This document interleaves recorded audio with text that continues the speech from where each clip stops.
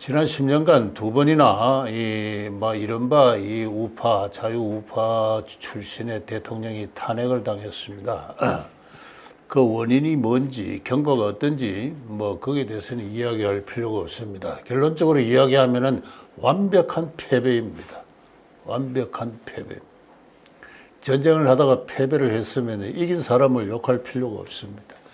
왜 졌는가? 그걸 생각해야 되죠. 한마디로 말해서 우파 세력이 단결되어 있지 않았기 때문에 그렇습니다.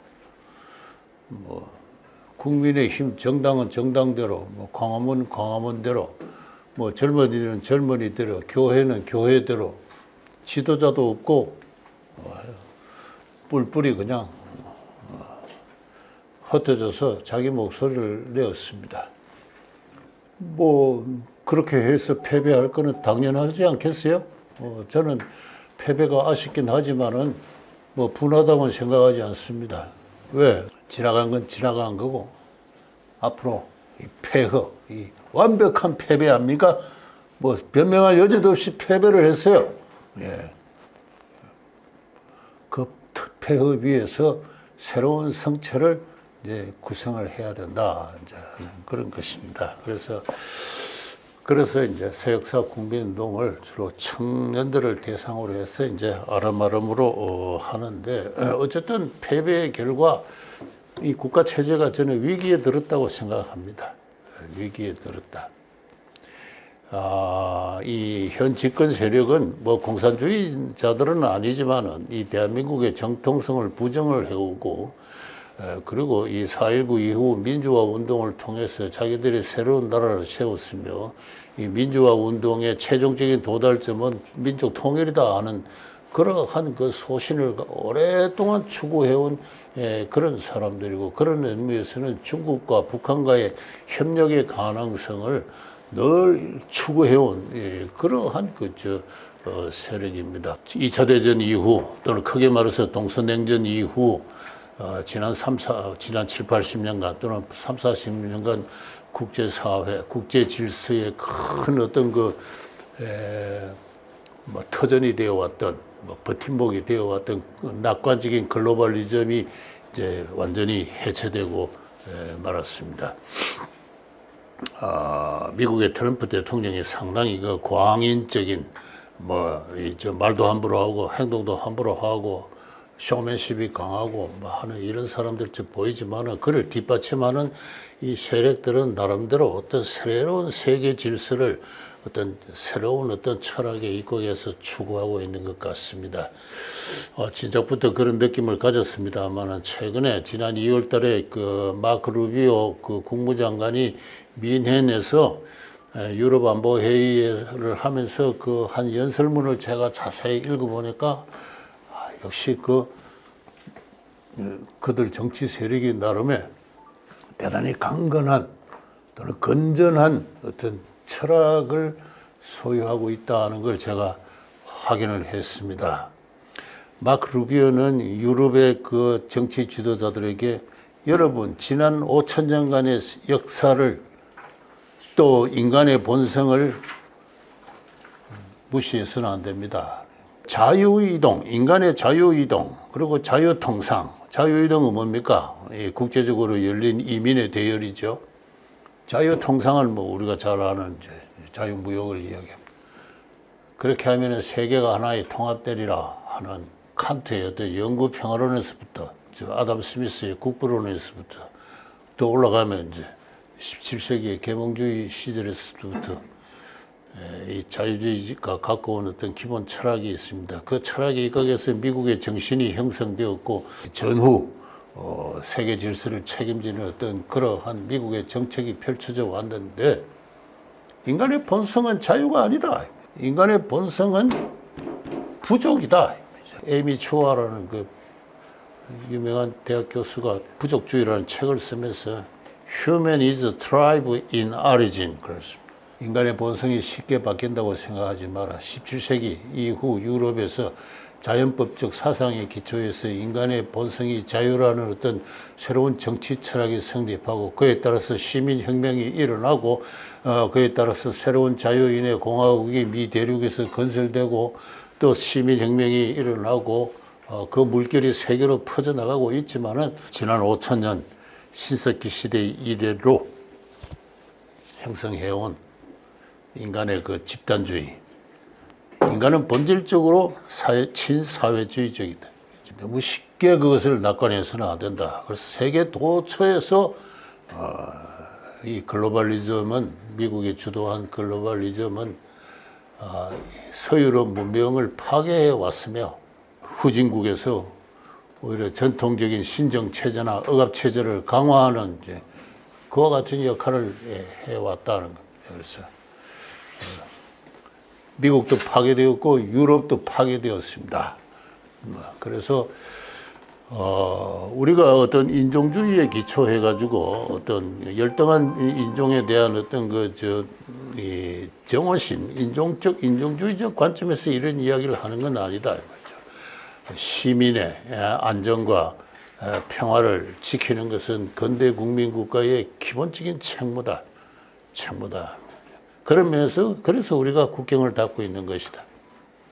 그래서 미국과 서유럽이 기독교 문명에 기초한 어떤 그 새로운 17세기 이후에 새로운 역사, 세계사를 펼친 이 문명의 중심이 단결을 해서 새로운 동맹을 굳건히 해서 세계의 질서를 다시 재편을 해야 된다 하는 것입니다. 제국주의 시대처럼 후진국을 착취하고 억압하고 하지 않은 그런 이야기가 아닙니다. 오히려 자유의 국제 노선을 더 공고히 하자 하면서 그 자유의 노선에 근본적인 도전을 제기하고 있는 소련이나 중국이나 어떤 이런 이란과 같은 또 북한과 같은 체제에 대한 어떤 새로운 전선을 강화해야 된다는 그런 이야기입니다. 그래서 제가 그걸 읽으면서 자유주의적 어떤 그 노선을 낙관을 했구나 하는 그런 반성을 하게 됩니다. 한국의 자유우파가 완벽하게 패배했습니다. 그리고 이 좌파 진영이 승리했습니다. 저는 그걸 민족주의 세력이라 합니다.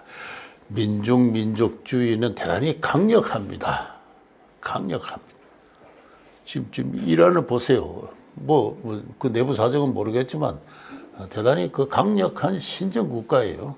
북한을 보세요. 얼마나 강력한 신정 국가입니까? 우리 남한인들이, 우리 한국인들이 공유하고 있는 종족주의. 저는 미국에서 부족주의라는 책이 나오기 전에 또는 거의 같은 시기에 종족주의라는 책을 썼는데 같은 이야기입니다. 저는 종족주의는 이상적으로 비판하면 쉽게 해체될 것이다. 그렇게 생각했습니다. 그런 면에서 저는 너무 낙관주의에 제 나름대로 사로잡혔는지 모르죠. 쉽게 해체되지 않습니다. 강인합니다. 그래서 저는 우리가 새롭게 시작해야 될 전쟁은 대단히 어렵고 힘들면서 장기적인 과정을 요하는 것이다 하는 것입니다. 한국인들이 조상절로부터 물려받은 오랜 어떤 역사 감정, 반일본에 대한 적대 감정, 그것에 바탕을 둔 어떤 반외세주의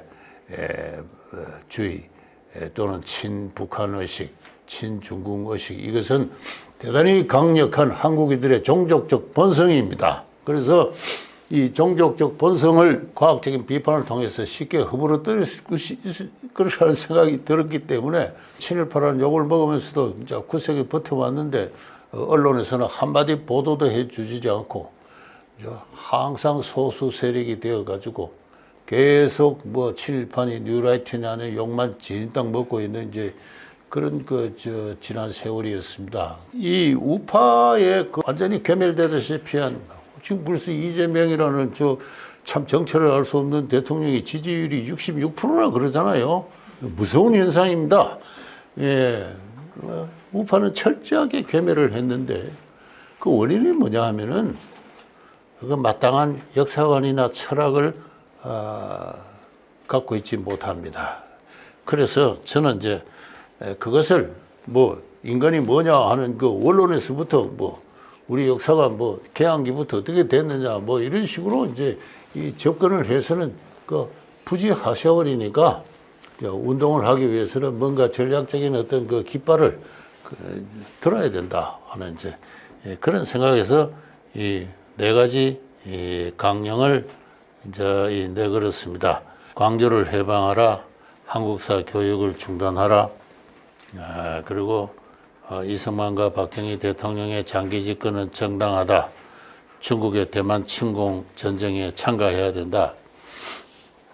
그런 이야기입니다. 그래서 일종의 기존의 그 좌파들이 공유하고 있는 역사학에 대해서 일종의 쿠데타 같은 겁니다. 이런 이야기를 하면은 참 콧방구도 안길 뭐 그럴 정도로 뭐 무시당하기 쉬운.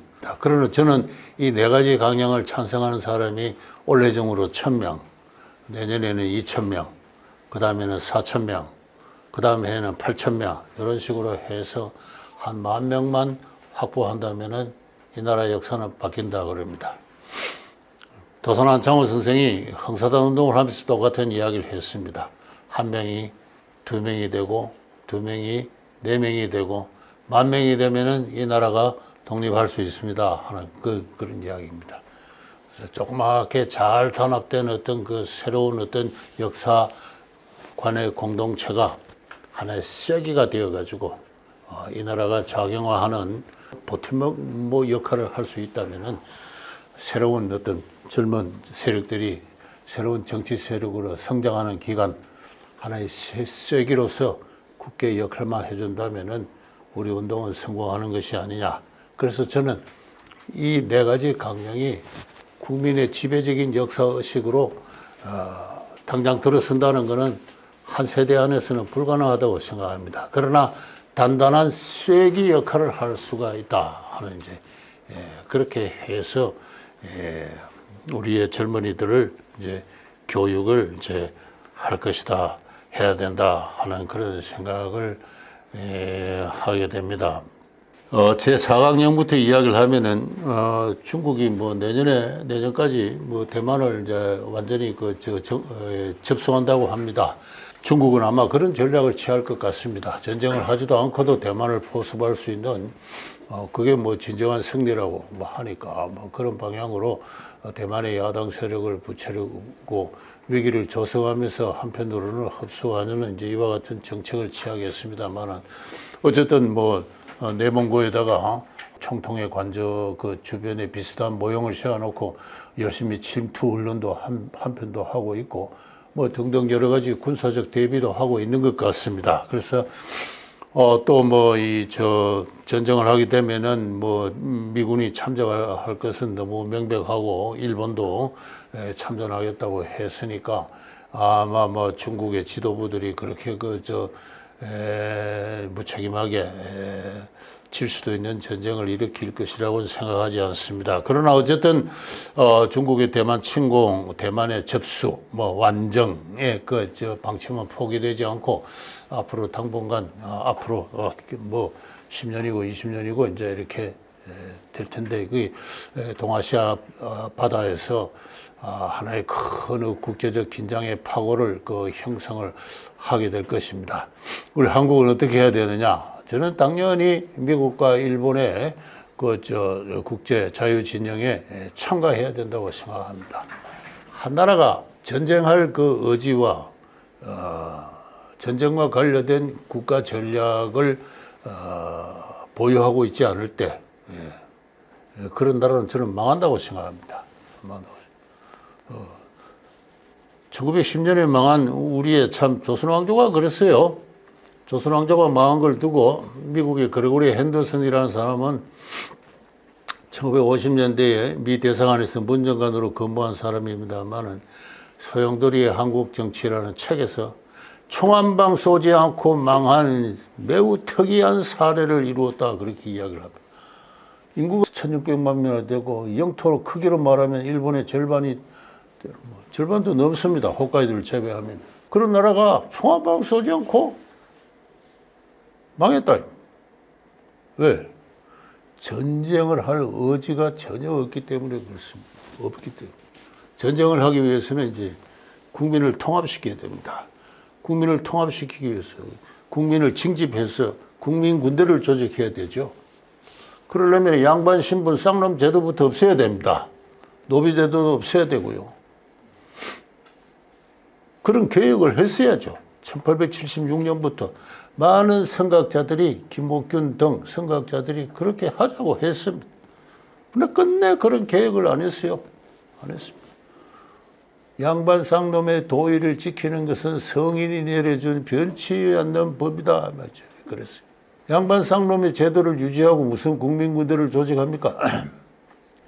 또 설령 양반의 자제들만 모아서 또는 쌍놈의 자제들만 모아서 군대를 조직한다고 하더라도 군대를 운영할 말하자면 재정이 있어야 되지 않습니까? 조선 왕조의 재정 규모는 추정되는 GDP 규모의 4 내지 5% 정도에 불과했습니다. 그건 제가 얼추 추산해 본 결과입니다만 오늘날 대한민국 정부는 GDP의 한 30% 가까이를 지금 그 한 10분의 1 정도 되는 조그만 국가가 일본에 70여 개의 그 현이 있는데 그 현의 재정보다도 못한 그러한 규모의 조선 왕조였어요. 그래서 전쟁을 한다는 건 생각도 못했습니다. 1905년에 드디어 이토 히로부미가 러일 전쟁에 이긴 다음에 포츠마스 강화 조약에서 조선은 일본의 특별한 감리하에 둔다는 국제사회의 동의를 받은 다음에 드디어 이제 한국에 간다고 통보를 했습니다. 통보를 하고 조약 체결하는데 조약 체결에 원하는 이런 것이다 하고 미리 다 통보를 했어요. 외교권을 내놔라는 거 아닙니까? 그러면은 조정이 당연히 전쟁을 해야 되죠. 고종부터 갑옷을 입고 남한산성에 가든가 소백산 속에 들어갔다든가 산속에 들어가서 농성을 한다든가 채비를 차려야죠. 그리고 전 국민들을 보고 봉기하라고 말이죠. 나의 사랑하는 백성이여, 사적이 위험에게 처했으니까 다 일어나라고 그렇게 해야 될 거 아닙니까? 그래서 싸움이 대판 벌어지면은 국제사회가 또 개입하고 나라의 국채는 보존할 수 있었을 거예요. 손에 아무거나 든 것이 없어도 전쟁할 용기만 있었어도 나라는 망하지 않았을 겁니다. 그런데 이토 히로부미가 도착하니까 고종은 어땠어요? 성대한 만찬을 베풀고 대접을 했습니다. 손님을 잘 대접하면은 자기 말을 들어줄 줄 알았죠. 그리고 액을복걸했습니다. 나라에 체면이 있으니까 외교권만큼은 형식이라도 보존해달라. 그래서 총 한 방 쏘지 않고 망한 세계사에서 매우 유래가 드문 특이한 나라가 조선 왕조였습니다.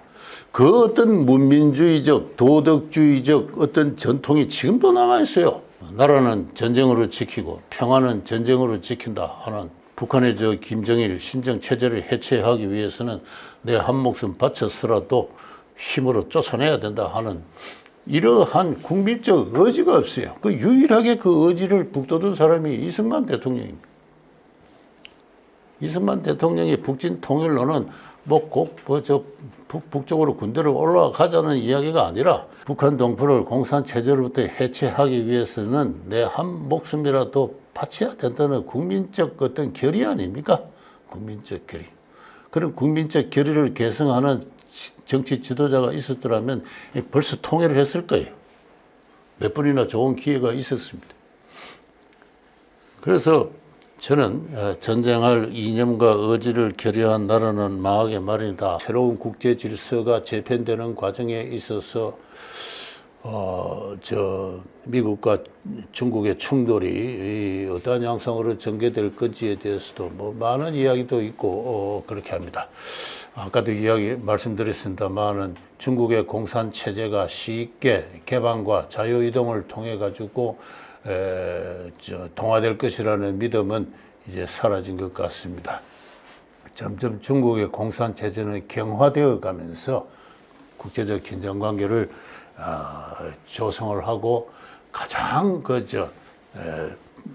뚫기 쉬운 그들의 취약한 그 고리가 이 한반도입니다.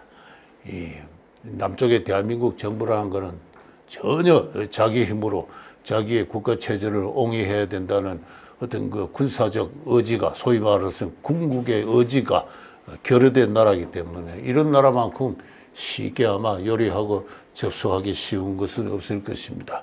그렇게 해서 중국의 은밀한 어떤 포섭 공작과 위협, 협박과 더불어 그에 부응하는 어떤 국내 좌파 정치 지도자들의 행태는 앞으로도 더욱더 노골화될 것이라고 생각하고, 그것이 지금 당면한 이 국가 체제의 우리나라 가장 근본적인 위기다고 생각합니다. 이 나라의 근본적인 위기가 지금 닥치고 있다면 그거는 중국으로부터의 위기고, 그에 호응할 가능성이 농후한 어떤 세력들이 한국의 정치를 지배하고 있다는 그와 같은 사실입니다. 이 제3강령입니다. 이 부분에 들어가면은 참 여러 가지 논쟁이 많은데요.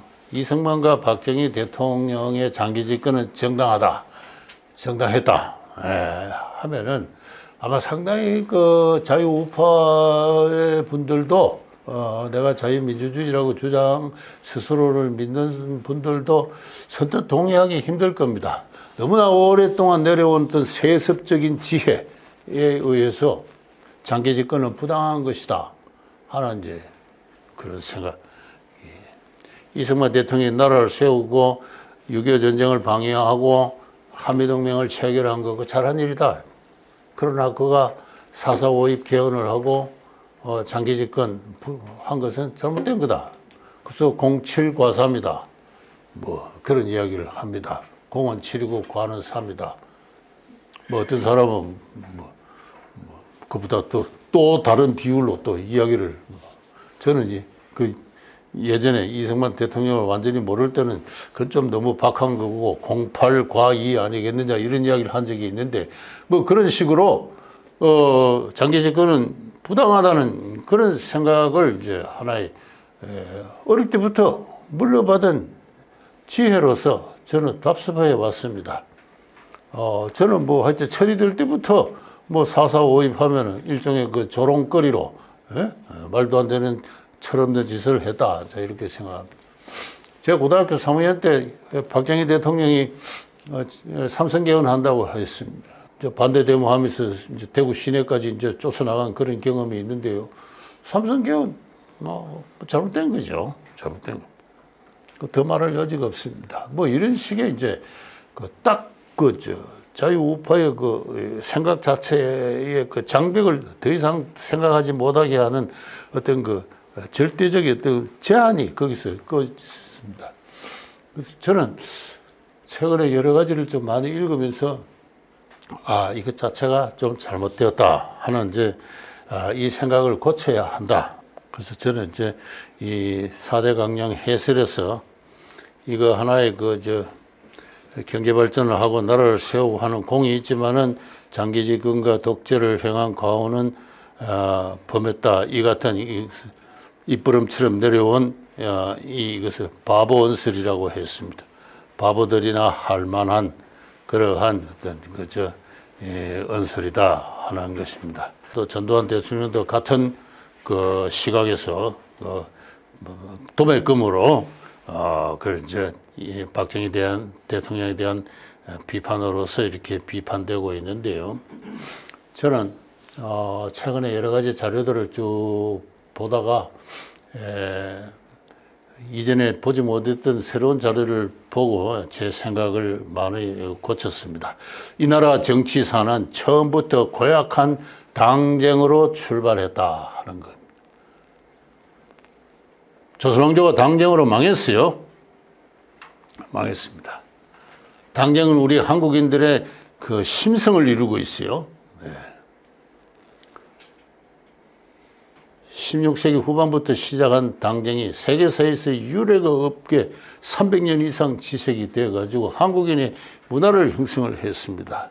일제 때 경성제국대학에 다카하시라는 한국의 철학사를 또는 불교사를 정리한 어떤 유명한 일본인 학자가 있습니다.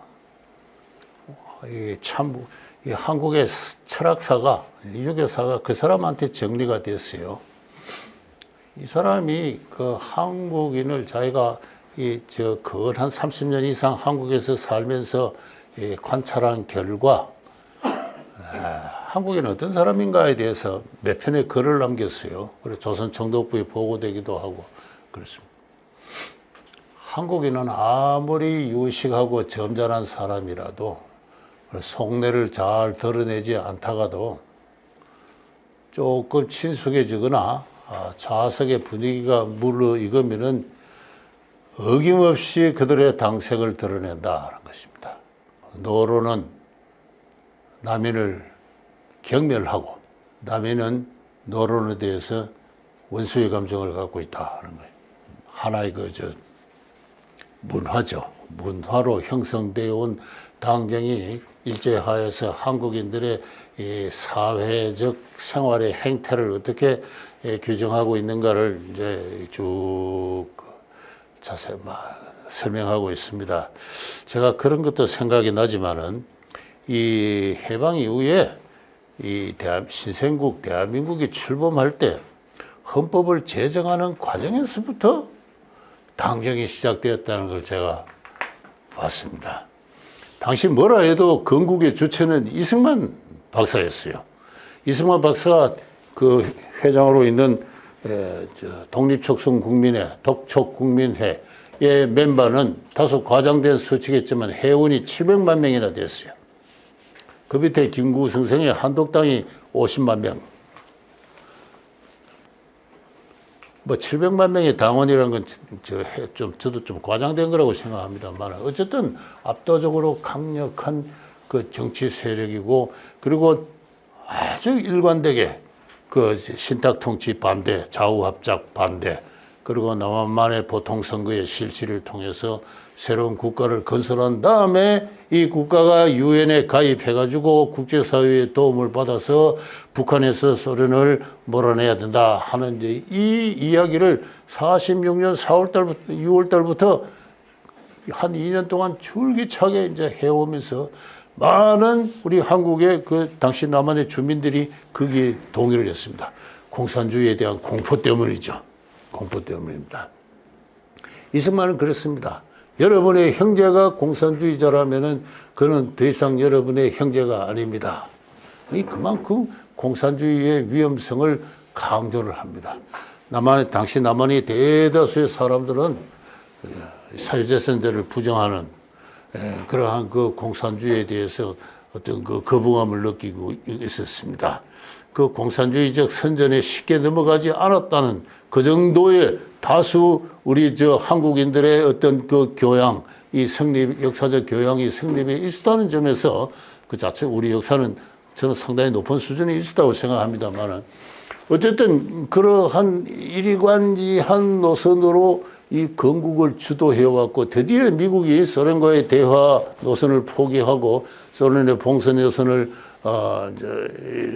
트루만 닥트린을 파견하고 선언하고 그리고 미소 공의가 파탄이 나고 이제 유엔에다가 한국 문제를 이관시키는 그 과정을 통해서 이승만 대통령의 박사의 노선은 그 자체가 하나의 건국 노선으로 확립이 된 거죠. 그럼 당연히 헌법은 이승만 세력에 의해서 만들어져야 됩니다. 그러나 그래서 그 건국 노선이 이제 대한민국이 세워진다는 방침이 확정된 게 1948년 2월 달이에요. 2월 말. 그전에는 이 나라가 언제 세워질지 전망이 투명하지 않았습니다. 2월 달에 세워진 나라가 8월 달에 만들어졌습니다. 한 6개월 만에 모든 게 급하게 이루어졌어요. 그래서 미군정이 선거를 준비해가지고 총선거를 실시하는 게 5월 10일.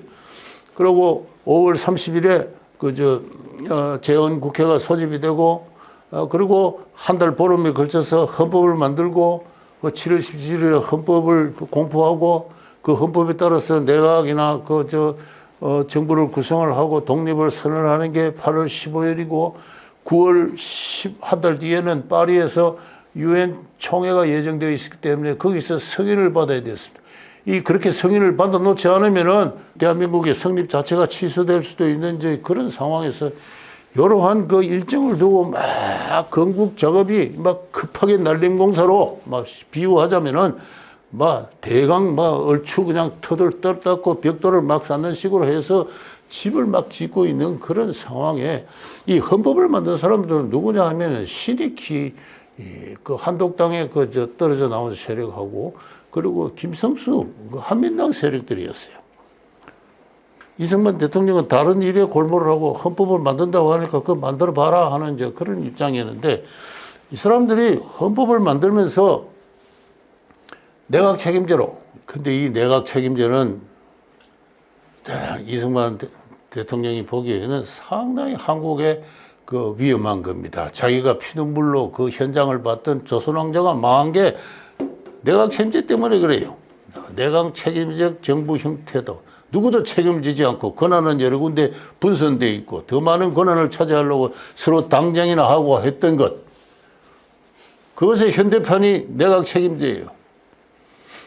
오늘날에도 세계에서 한 70여 개 국가가 내각 책임제를 하고 있는데 그 내각 책임제가 성공한 나라들은 대개 이제 서유럽과 북유럽, 거기서 뻗어나온 뭐 뉴질랜드, 오스트레일리아, 캐나다 등 뭐 입헌군주 국가들이거나 아니면은 규모가 작은 소규모 국가로서 일찍부터 공동체적 사회 편성이나 공화주의가 발달한 그런 나라들입니다. 그런 나라들에서 내각제가 성립을 한 건데 이 공동체적 사회 편성이나 공화주의적 전통이 결여된 나라가 아무리 민주주의를 하더라도 프랑스 전형적인 그 내각제의 그 실패의 사례입니다.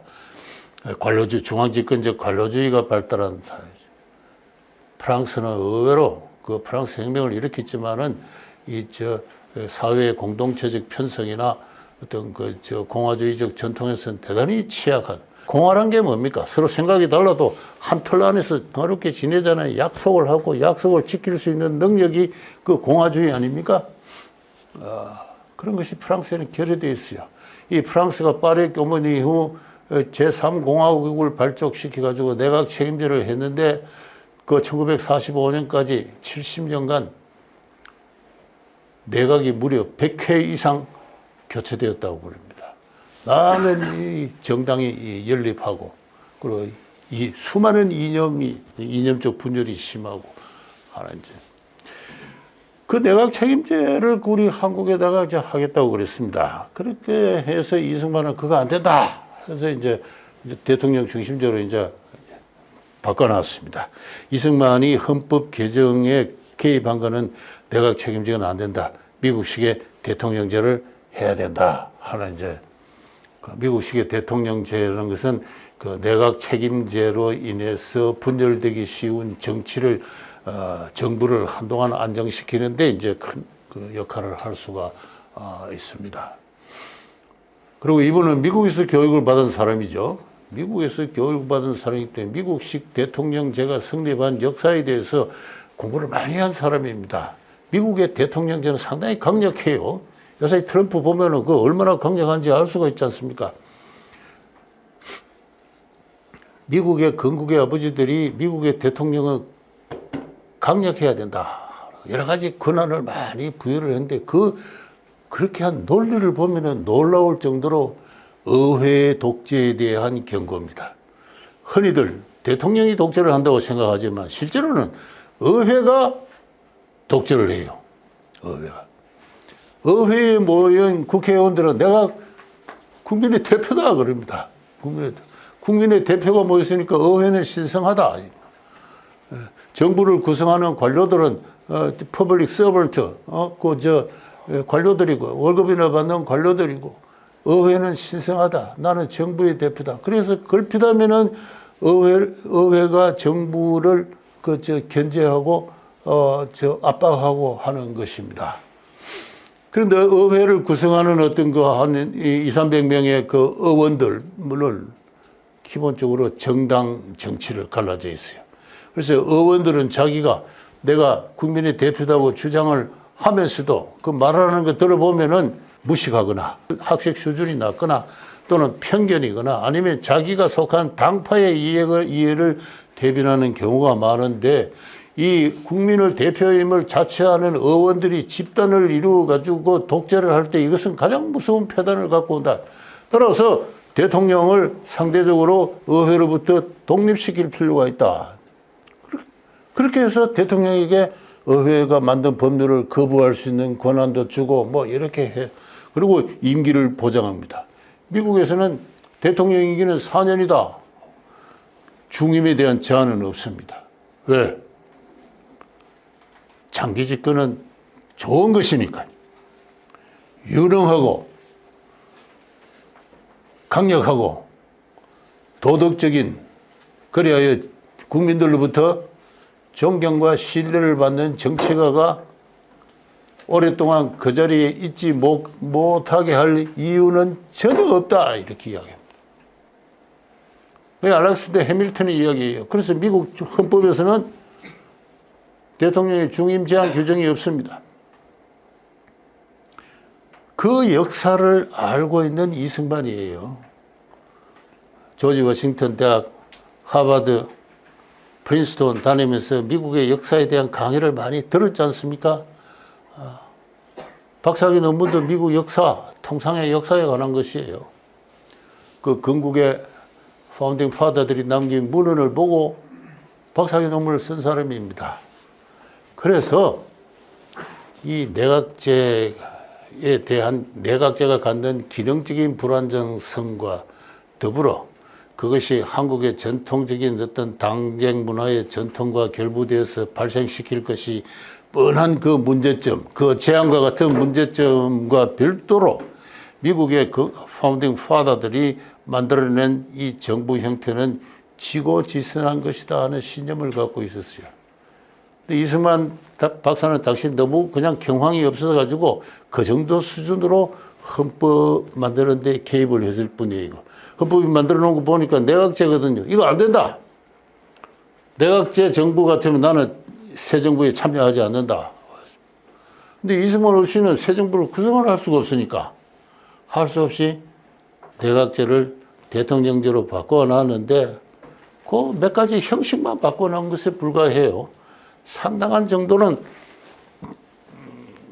내각제적 요소가 많이 남아 있어서 그 이후에 이제 두고두고 이제 이렇게 불씨가 이제 붙어져서 혼란을 일으킵니다만은 제가 요새 최근에 그 발견한 거는 대통령이 임기를 4년에 중임원 재선에 의한 중임원 1차에 한한다.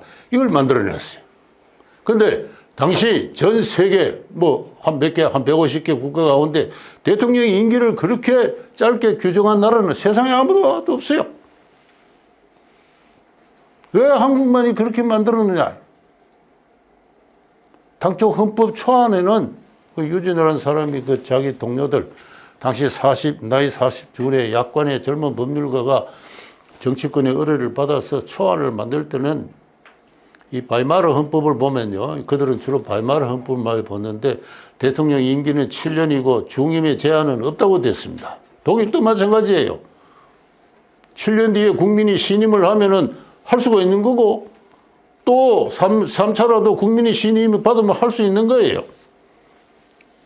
그게 서구적인 전통에서 정치 권력이 갖는 어떤 기본적인 어떤 속성입니다. 근데 한국인들은 그런 생각을 할 수가 없었어요.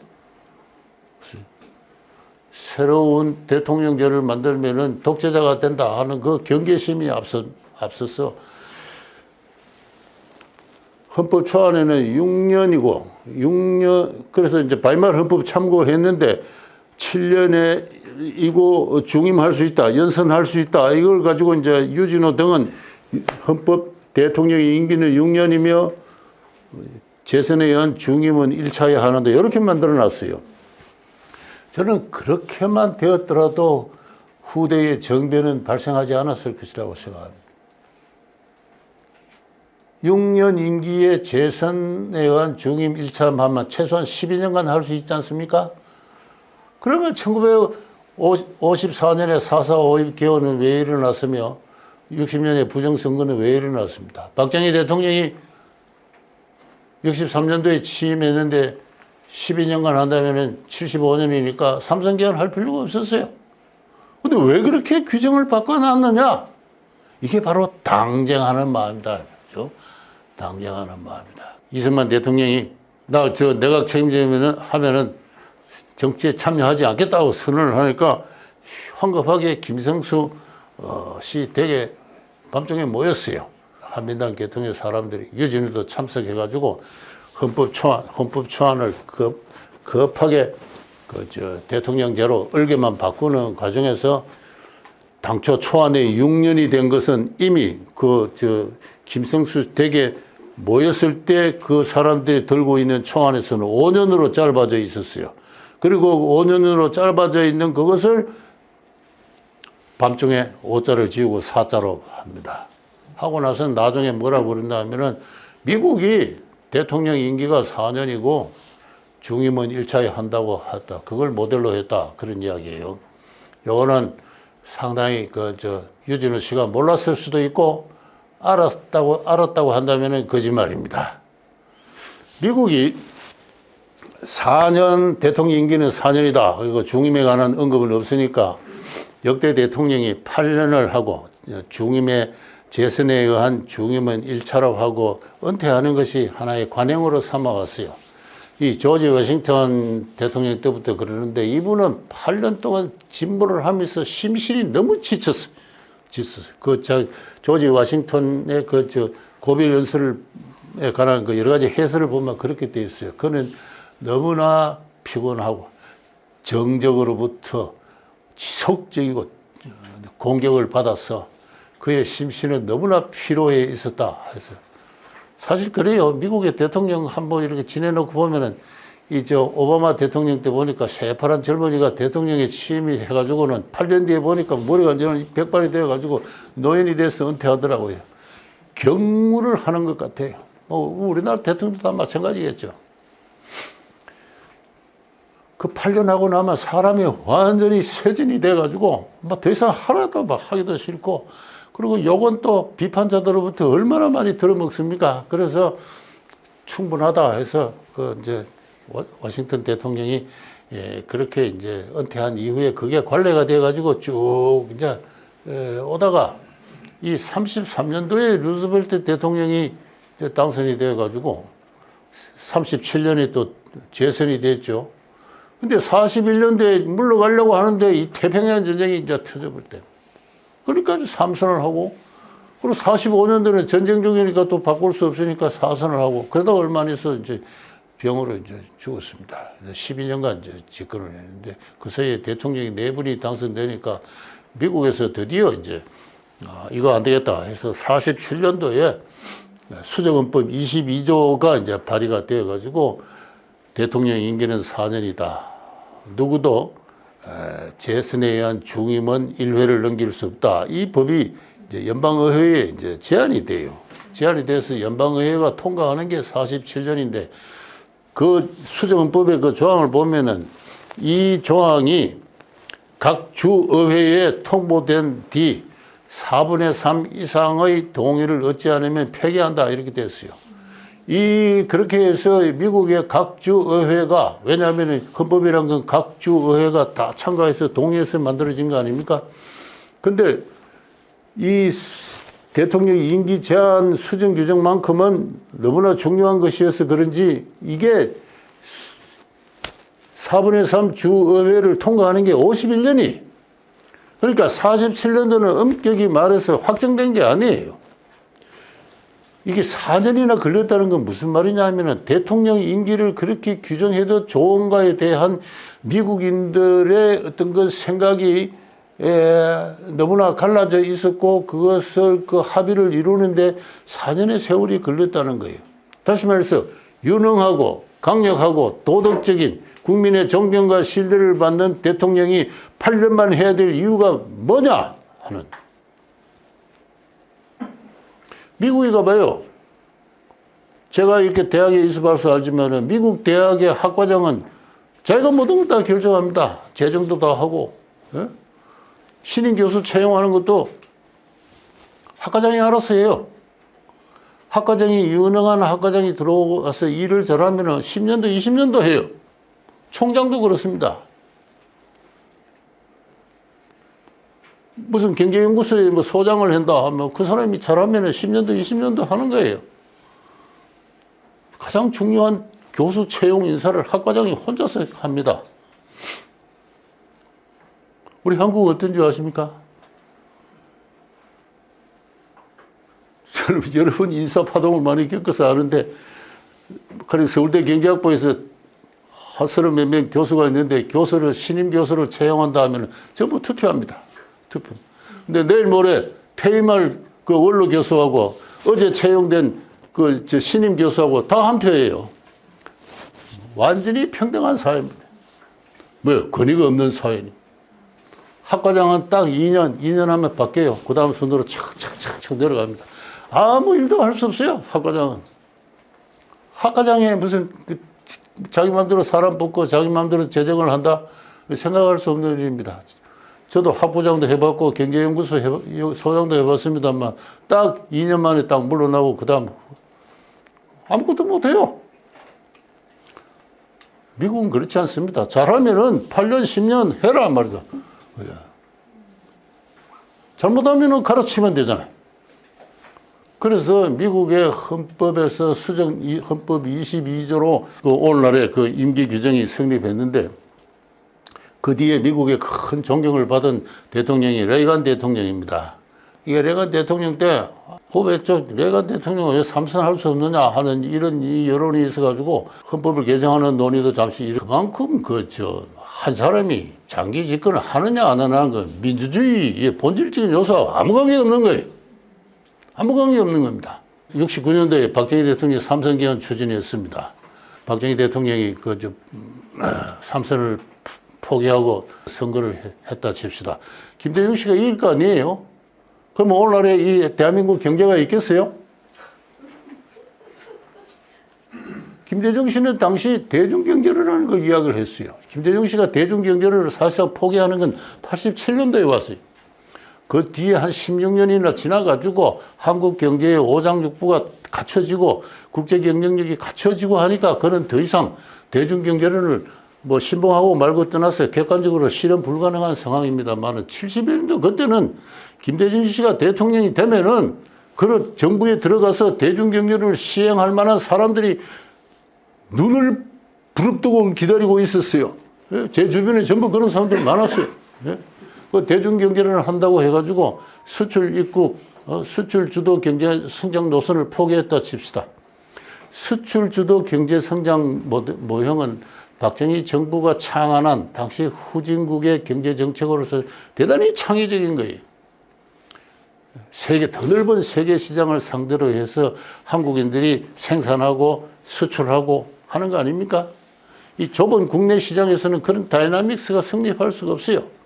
넓은 세계 시장을 상대로 해서 대규모 공장을 짓고 수출을 하고 그리고 건설 과정에서 습득하거나 마케팅 과정에서 습득한 새로운 지식과 정보를 이용해서 새로운 어떤 레노베이션을 만들어내고 하는 그러한 어떤 상향적 레노베이션의 과정이 이 수출 주도 공업화예요. 그래서 오늘날 이 국제적으로 그렇게 경쟁하는 이 한국의 대기업 그룹이 생겨난 거 아닙니까?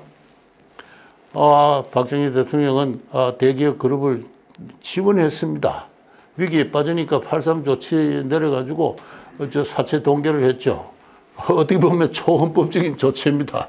아마 요사이 같으면 헌법재판소에 걸려가지고 위헌 판결이 났을지도 모를 이제 그런 정도의 초헌법적 조치를 취하면서 대기업을 양성을 했습니다. 그래서 이 대기업이 또 하나의 그 그룹을 이루어가지고 또 내부 금융을 이루어가지고 오늘날 삼성전자 같은 것이 하나 생겨난 거 아닙니까? 박정희 대통령 삼성 개헌은 정당했다고 주장합니다. 정당했다. 예. 그래서 오늘날의 이 선진경제, 한국의 선진경제가 성립한 거다. 헌법의 조항에 매여가지고 재선하고 그만뒀더라면 그래서 김대중 씨 같은 대중경제론자들이 집권을 했다면은 오늘과 같은 수준에는 도달하지 못했을 거라고 생각합니다. 그래서 생각 자체를 바꿔야 된다고 생각합니다. 근본적으로 집권자의 장기 집권의 그 중임 제한 여부는 민주주의와 관련해서 핵심적인 요소는 아니다. 민주주의는 뭐냐? 국민의 자유, 그죠? 국민의 그 자유를 구성하는 요소, 여러 가지 요소들을 보호를 하고 육성을 하고 하는 것이죠. 자유, 재권, 언론, 출판, 집회, 결사, 모든 자유들을 보장하고 행동의 자유를 보장하고 그리고 경제적으로는 기업 활동의 자유를 보장하고 하는 이게 민주주의의 핵심이죠. 핵심. 이승만 대통령이나 박정희 대통령이 이 부분에 관해서 근본적인 손상을 가한 그런 의미에서 한 사회와 한 사회의 문명을 파괴한 그런 대통령이나 히틀러나 스탈린이나 김일성과 같은 그런 독재자는 아니었어요. 문명 육성적인 그러한 권위주의적 통치를 했습니다. 우리 한국인들이 역사학이나 정치학으로부터 또는 어렸을 때부터 교육받아온 어떤 세습적인 어떤 지혜 이것 자체를 도전을 해야 된다. 그래서 박정희, 이승만 대통령의 장기 집권은 정당하였다 이렇게 주장을 하고 있습니다. 그러니까 국민이 판단할 문제죠. 국민의 지성이 결정할 문제죠. 저는 그 미국의 건국자들이 존경받고 신뢰받는 지도자가 그 자리에 오래 있지 못하게 할 이유는 전혀 없다. 그 이익은 그렇게 하지 못함으로써 발생하는 폐단보다는 크다. 저는 그 말이 맞다고 생각합니다. 일본의 아베마 해도 16년이나 집권했습니까? 독일의 메르켈, 영국의 대처 총리 다 10년 이상 집권했어요. 10년 했습니다. 국민이 선택하는 거죠. 그래서 저는 대통령제도 마찬가지고 그 정도는 한 10년 이상은 해야 한 위대한 인물이 나타나가지고 오늘 우리 젊은이들 가운데 앞으로 한국을 다시 재건할 위대한 정치가가 나타나지 않습니까? 그날을 그 사람들이 한 10년은 해야 나라를 조금 바꿔놓을 수 있다. 그렇게 생각합니다. 그 10년 동안 독재자가 나타나면 어떻게 하냐? 할 수 없죠, 국민이 선택한, 국민에게 자유로운 선택권이 보장되는 한 저는 덕은 더 크다고 생각합니다. 처음에 초안은 유진호 등 법률가들이 한 7년 동안 만든 초안이 국회로 넘어갔습니다. 그래서 국회에 이제 심의를 받는데 국회 헌법기초위원회라는 위원회가 이제 초안을 심사해서 본회의에 넘기는데 그 국회 헌법기초위원회가 접수한 초안상에는 6년 임기에 재선에 의한 중임은 1차 이렇게 되어 있었습니다. 그것이 이제 나중에 이제 공포된 헌법에서는 4년 임기에 재선에 의한 1차 중임으로 바뀌었는데 왜 6년이 4년으로 짧아지느냐 하면은 그 도중에 헌법기초위원회가 헌법을 심사하는 도중에 이승만 대통령 박사가 내각 책임제를 하는 줄 알고 그걸 고치라 이렇게 정부 형태를 대통령제로 고치라 하니까 처음에는 이제 헌법기초위원회 사람들이 유진호 씨를 포함해서 그걸 거부를 했어요. 그러니까 이승만 대통령이 그러면 나는 새 정부에 참가하지 않는다라고 그렇게 이야기했어요. 그렇게 하니까 당시 가장 강력한 정치 지도자가 그런 이야기를 하니까 할 수 없이 이제 헌법을 초안을 급하게 수정해가지고 대통령제 얼결을 만들어서 국회 본회의에 넘겼어요. 그 과정에서 6년이 5년이 4년으로 짧아졌다. 그런 이야기입니다. 그러니까 그게 당파적 행위다. 4년으로 한밤중에 바뀐 거예요.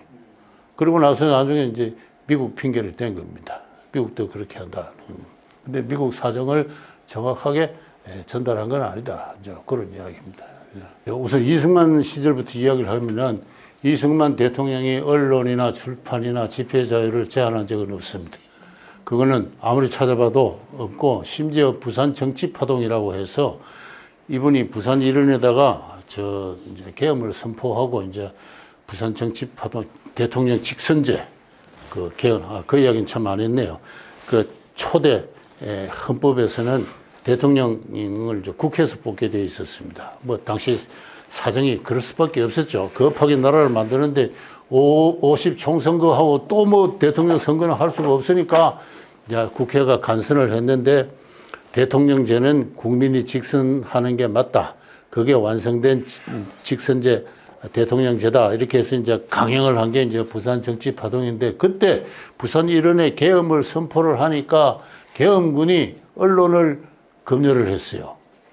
이승만 대통령이 그 사실을 알고는 계엄군이 언론을 검열을 해서는 안 된다라고 그 성명을 발표해요. 그래서 이승만 대통령은 끝까지 12년간 언론의 자유를 제한한 적은 없습니다. 그래서 그 로버트 올리바라는 그 정치 고문인, 당시에 신문들을 보면은 언론 자유가 있는지 없는지 너무나 명백하다. 특히 야당지, 동아일보나 경향신문이 얼마나 격렬한 언사를 동원해서 대통령을 비판하고 있는지 그 두 개가 명확한 증거다. 이제 그렇게 이야기를 했는데요. 반면에 박정희 대통령은 그러니까 이제 한번 큰 정변을 이렇게 겪고 나면은 이승만 대통령도 인간인 이상 그 할 수가 없는데, 부산 일원의 계엄을 선포해서 그 이제 국회의원들을 급박을 해가지고 이제 대통령 직선제 개헌을 하지 않습니까? 그러고 나서는 나중에 이제 대통령의 직선에 당선이 되어가지고 발표한 당선 소감에 보면은 나의 원수들과의 투쟁 그랬습니다. 내 인생은 나의 원수들과의 투쟁이었다. 누구냐 하면 주로 이제 평안도 서북파하고 흥사단을 지칭을 하는 건데, 마찬가지로 그런 식으로 정변을 크게 겪고 나면은 이 대통령도 자기 정치 소신에 따라서 한 행위지만은 너무나 큰 심적 고통을 겪고 하는 과정에서 원수의 감정이 생기는 것 같아요. 근데 이승만 대통령은 그것을 참 평생을 이제 그런 파란을 겪어온 사람으로서 잘 그 심적 평안을 유지했다고 생각을 하는데, 박정희 대통령 같은 경우에는 이게 군인 출신 아닙니까? 군인 출신이고 벌써 65년도에 그 한일 그 정상화 때 야당이 벌이는 행태를 보고 야당을 더 이상 대화의 파트너로 이제 인정을 하지 않죠. 예, 하지 않습니다. 그리고 삼선 71년도 대통령 선거를 하고 나서는 더 이상 이런 선거를 할 필요 없다고 생각합니다. 그분은 그런 식의 또 나름대로 신념과 책임 윤리를 갖고 있는 사람이고, 이 박정희 대통령의 연설을 쭉 보면은 이미 67년, 8년, 심지어는 71년 삼선 대통령 취임사에서부터 중화공업화, 전국의 산림 녹화, 그리고 새마을 운동 하는 이와 같은 구상들이 있습니다. 그래서 한 10년은 해야 하는 거죠. 머릿속에 할 일은 잔뜩 쌓여 있는데 임기가 코앞에 닥치니까 유신을 강행한 겁니다. 그래서 그분의 신념에 입각한 책임윤리가 대통령 임기라는 민주주의의 어느 피상적인 조건 자체를 돌파를 한 거죠. 그 과정에서 이제 상당히 무리한 점이 많았던 건 사실이 아닙니다. 그러니까 이제 긴급 조치가 나오고, 그래서 한 사람이 세상을 이길 수는 없어요. 그래서 전국의 대학생부터 해서 대부분의 지식인들이나 정치인들이 이제 반대를 하는 경랑을 헤치면서 이제 7년을 버티다가 이제 결국 쓰러졌는데, 그 과정에서 이제 무리한 일이 많았죠. 집회, 언론, 출판 자유가 심하게 훼손된 건 사실입니다. 그래서 유신체제까지 그렇게 변명할 필요는 없다고 생각해요. 그렇지만은 그분이 결국 돌아갔을 때 후진국 지도자가 통상적으로 범하는 부정축제라든가 그런 건 아무것도 없었어요. 청빈한 삶을 사다가 간 사람. 밤중에 막녀들을 불러가지고 양주 마신 정도, 그게 개인적인 사치면 사치랄까. 청빈하게 살다 간 사람입니다. 그래서 신념의 정치가였죠. 그래서 그 신념의 정치가는 저는 신념 그 자체는 옳은 방향이었다고 생각하고, 그거를 건전하게 재생산할 수 있는 정치 시스템이나 정치적 자원이 쌓여있지 않았던데 그런 비극이 발생한 거죠. 그래서 새역사 국민운동은 이승만, 박정희, 전두환 대통령으로 이어진 권위주의 정치는 그로 인해 야기된 70년대까지 이어진 몇 차례의 정변은 근대 국민국가의 형성을 자신의 역사적 소명으로 실천하려는 어느 강건한 정치가가 그것을 방해하고 오도하는 정치 문화와 정치 세력을 억누르면서 정치적 권위와 권력을 창출해가는 생산적 과정으로 재해석한다. 그래서 새 대통령의 장기 집권과 권위주의 정치는 정당화했다는 우리의 주장은 그 과정에서 빚어진 갖가지 부조리한 사태를 조금 전에 이야기한 언론의 자유, 억압 이런 것까지 정당화하려는 당파적 발생을 초월한다. 크게 보면은 전두환 대통령도 5.16 당시에는 대비 계급으로 군사 쿠데타에 참여를 했으니까 5.16 세리라고 봐야 되겠죠. 그러니까 박정희 대통령이 급하게 지휘되고 그 정치적 공백을 이제 전두환 씨가 이었다고 보는데 그 과정에서 이제 그 이후 한국 정치를 주도하는 이제 김대중 씨를 구금을 하죠. 이 김대중 씨는 대단히 무서운 정치가입니다. 대단히 능력이 있고 유능한 그런 정치가인데 그 사상이 건전하지 않았습니다. 그래서 한국의 지역 정치를, 지역 감정을 자기의 정치적 자원으로 동원한 해서 안 된 일을 하면서 누구도 어쩔 수 없는 한 지역의 맹주가 되었는데요. 그 사람을 구금을 하니까 이제 광주 일원에서 이제 폭동이 발생한 거죠. 폭동이 발생을 했을 때 이제 김용삼 씨 이야기입니다만 그래서 진압하는 어떤 그 훈련을 받지 못한 공수부대가 현장에 있었다는 거. 그래가지고 몽둥이로 막 사람을 후려 패고 하니까 막 사상자가 발생을 하고 하니까 순식간에 이제 광주에 경상도 사람이 호남인들을 죽인다 하는 이제 삐라가 돌고 합니다. 그래서 그렇게 해서 이제 수십만 군중이 모였을 때는 누구도 어쩔 수 없는 이제 그런 상황으로 들어갔고 그래서 예기치 못한 또는 기술적으로 충분히 방어할 수 있었던 그와 같은 비극이 발생을 했는데 그걸 갖고 학살자라고 자꾸 이야기를 하는 건 저는 잘못됐다고 생각합니다. 그래서 전두환 대통령도 평가를 해야 되죠. 전두환 대통령은 박정희 대통령의 권위주의적 통치가 남긴 또 무리한 중화 공포가 남긴 여러 가지 부작용을 대단히 훌륭하게 수습을 했습니다. 그래서 그 국가주도 경제 정책을 1985년이 되면 민간주도로 이 공업발전법을 제정해가지고 그전에는 여러 가지 그 특수법에 의해서 공업발전이 이루어졌는데 그걸 다 폐기하고 민간주도로 이제 이렇게 그 공업발전을 하고 85년 이후에는 길거리에 이 자본론을 막스의 자본론을 들고 다니도 별로 문제가 안 됐습니다. 그전에는 그 들고 다니다 걸리면은 그 고생을 좀 많이 하게 돼 있었어요. 일본 가서도 책을 하나 사오면은 공항에서 체크당할 수도 하고 1980년에 한번 수색 비슷한 걸 당했는데 그때 제 서가에 있는 책에 몇 개 빠져나갔는데 그게 나중에 서울역 앞에 간첩들이 보는 책이다 하면서 그냥 전시될 때 그게 전시됐다고 누가 제보가 한번 가보라 해서 갔더니 공동체 기초 이론이라 해가지고 일본의 오스가 히사오가 쓴 책인데 공산주의하고 아무 관계가 없는데 공동체라는 말이 있다고 해서 그게 불온서적이 돼가지고 그렇게 전시도 되고 이제 그렇습니다. 참 웃기는 일들이 많았어요. 그러나 85년 이후에는 그런 게 없었습니다. 사상의 자유가 있었고 누구는 너무 빨리 했다고 좀 후회를 하는 그런 정치가를 좀 만나기도 했습니다만 사상의 자유와 많은 이 업적이 있었습니다. 88 올림픽도 그렇고 전두환 대통령이 7년간의 그러한 업적을 이룬 것은 대단히 집약적이고 체계적이고 그래서 한국의 정치와 또 무엇보다도 단임을 실천했지 않습니까? 단임 자기가 은퇴한 이후에 작고하기까지 한 3, 40년간 그렇게 박해를 받을 줄 알았으면은 한국인이 그렇게 모진 심성의 소유자인 걸 알았더라면 아마 단임 약속 실천을 안 했을 거예요.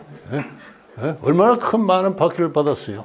아직도 장지를 찾지 못해가지고 유골이 지금 자택에 지금 모셔져 있다니 이 한국인들이 이렇게 그냥 모질었어야 이게 어떻게 선진민족이 되겠어요. 선진국가가.